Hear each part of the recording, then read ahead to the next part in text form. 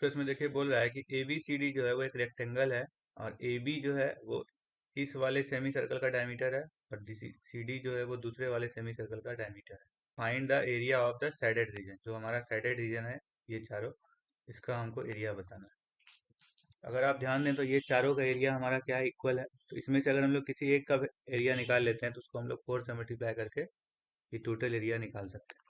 ध्यान दीजिए कि ये वाला जो पॉइंट है ये हमारा क्या है, नीचे वाला जो सेमी सर्कल है उसका सेंटर है, और ये वाला जो पॉइंट है वो ऊपर वाला जो सेमी सर्कल है इसका सेंटर है। इस सेंटर पॉइंट को अगर हम लोग इस पॉइंट से मिला देते हैं इस तरह से, इन दोनों सेंटर को अगर हम लोग आपस में इस तरह से मिला देते हैं, तीनों पॉइंट हमारा है, इसका हम लोग नाम रख देते हैं। इस एम और एन पॉइंट पर ध्यान दें तो ये हमारा क्या है, इस सर्कल के पेरीमीटर पर स्थित है। सेंटर से हमने इसको मिलाया है, कहने का मतलब एल एम और एम एन रेडियस है, और एल एन ये भी हमारा रेडियस है। कहने का मतलब ये तीनों हमारा क्या हो जाएगा, इक्वल हो जाएगा। उस हिसाब से ये हमारा इक्विलेटरल ट्रायंगल हो गया, यानी इसका ईच एंगल क्या हो जाएगा, 60 डिग्री हो जाएगा।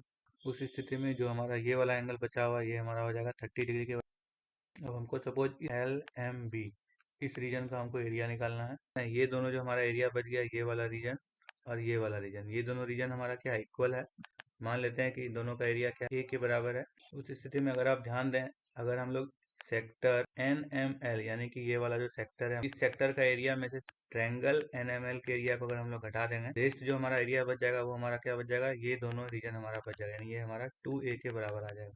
सेक्टर एनएमएल का एरिया का अगर हम लोग बात करें तो इसका सेंट्रल एंगल हमारा 60 डिग्री है, यानी ये हमारा हो जाएगा 1/6 पाई आर स्क्वायर के बराबर, minus triangle NML equilateral triangle है तो इसका एरिया हमारा क्या हो जाएगा, √3/4, इसका साइड आर के बराबर है, दिस इक्वल टू हमारा 2a हो गया।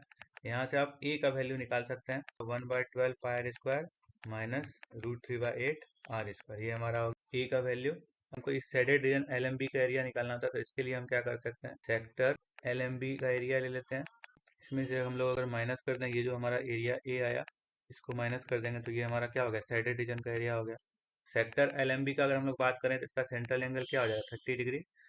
उस हिसाब से ये हमारा हो जाएगा 1/12 पाई आर स्क्वायर माइनस ये वाला हमारा एरिया कितना आया ए का, वो पुट कर देते हैं। तो इसको जब आप फाइनली सॉल्व करेंगे तो ये दोनों हमारा कैंसिल आउट हो जाएगा, यानी ये फाइनली हमारा क्या हो जाएगा, √3/8 आर स्क्वायर के बराबर हो जाएगा। अब हमारा इस साइडेड रीजन का एरिया हमको पता चल गया, √3/8 आर स्क्वायर, इस तरह का टोटल 4 है।